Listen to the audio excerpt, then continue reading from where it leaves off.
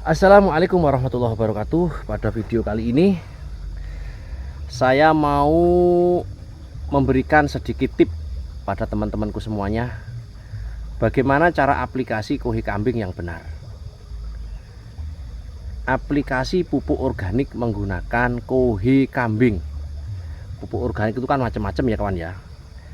Ada yang dari petrokimia itu, pupuk organik itu, yang subsidi itu, tapi sekarang kayaknya sudah nggak ada. Dan banyak juga di antara kita itu menggunakan kohi-kohian seperti kohi kambing, kohi sapi, kohi ayam, dan lain-lain sebagainya. Yang jelas yang pertama, kohi itu harus difermentasi kawan.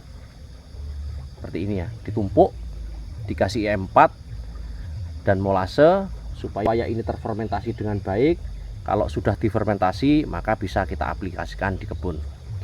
Cara pengaplikasiannya gimana kawan? Kalau saya loh ya, cara orang itu beda-beda. Umumnya di antara kita untuk menghemat biaya adalah dengan cara disebar di kebun. Apakah itu baik? Saya katakan baik, tapi belum terlalu baik. Terus yang baik bagaimana? Nah, yang baik begini kawan. Saya habis macul kawan. Apa itu macul ya? Menguburkan tanah. Ini keringat saya kawan, lihat. Sehat kawan. Sambil istirahat saya mau ngomong sedikit masalah kohi kambing. Saya itu bertani tanpa menggunakan pupuk kimia kawan. Karena apa? Pupuk kimia mahal. Lebih baik kita menggunakan limbah saja seperti kohi kambing. Kohi kambing itu kalau di tetangga kita diambil gratis kawan. Kita mau ambil gratis, tapi kalau kita menyuruh orang, saya biasanya gini, sampai di sawah ini satu sak pupuk urea itu saya beli 10.000 kawan. Satu sak 10.000. Begini kawan cara aplikasi saya. Menurut saya ini lebih benar daripada disebar begitu aja.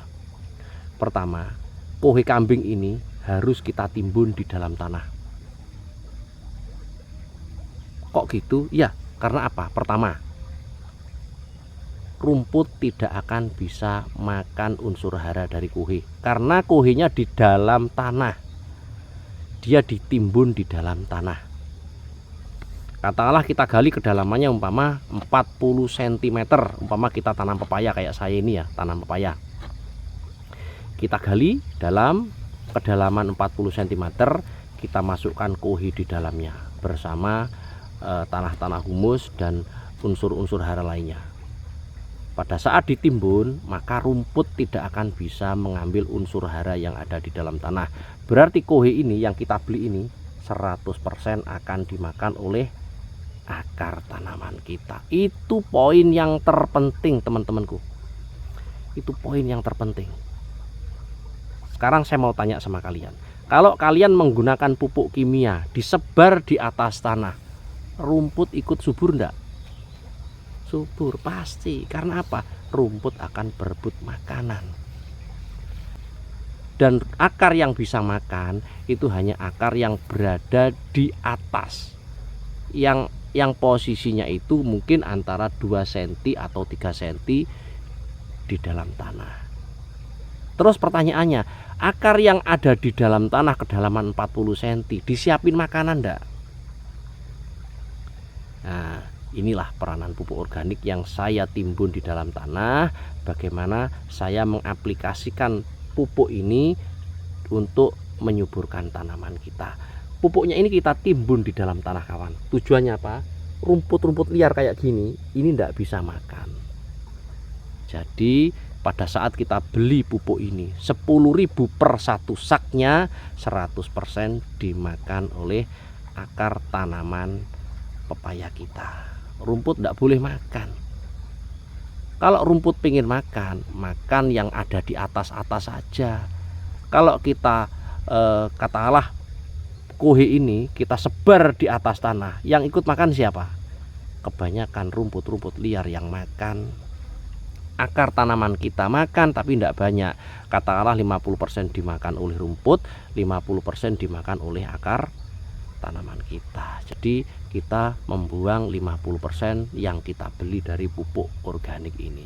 Jadi cara aplikasi saya, menurut saya yang paling benar adalah ditimbun di dalam tanah, diusahakan rumput tidak boleh makan sama sekali. Begitu kawan. Oke. Terus pertanyaannya, apakah saya menggunakan pupuk bantuan? Biasanya teman-teman kita itu kan pada saat 1 bulan dikasih KCL, TSP, NPK dan lain sebagainya. Kalau saya tidak kawan. Jadi saya itu intinya itu gini, kepingin hemat biaya tapi ada hasilnya. Karena apa?